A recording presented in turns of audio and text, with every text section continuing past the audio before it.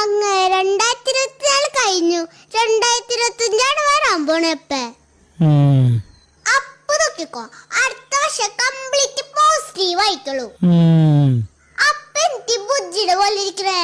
എന്തെങ്കിലും ഉണ്ടപ്പേ? ഇതിനും ഭേദപ്പം ഉണ്ടാണ്ടിരിക്കുന്നതായിരുന്നു. ചോദിച്ചാൽ ഉത്തരം പറ. പേപ്പർ കിട്ടിയാ? പേപ്പർ കിട്ടാന്നില്ല, മാർക്ക് എനിക്കറിയാം. അതെങ്ങനെ? ഇത്രക്ക് ഈസിയുള്ള ഒരു എക്സാം എന്റെ ജീവിതത്തിൽ ഉണ്ടായിട്ടില്ല. അപ്പൊ ഫുൾ മാർക്ക് കിട്ടിയിരിക്കുമല്ലേ? കിട്ടണ്ടായിരുന്നു. പക്ഷേ എന്താ ഒരു പക്ഷേ? ഒന്നും പറയണ്ടപ്പേ. എന്റെ അരിയത്തിലേക്ക് ഒരു സെക്കൻഡ് എന്റെ പേപ്പർ നോക്കി കംപ്ലീറ്റ് കോപ്പി അടിക്കണപ്പേ.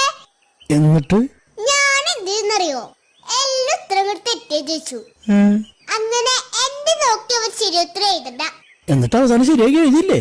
അവിടെ ടെസ്റ്റ് ശരിയാക്കി എഴുതാതെ വിചാരിച്ചപ്പോഴേക്കും ബെല്ലടിച്ചു.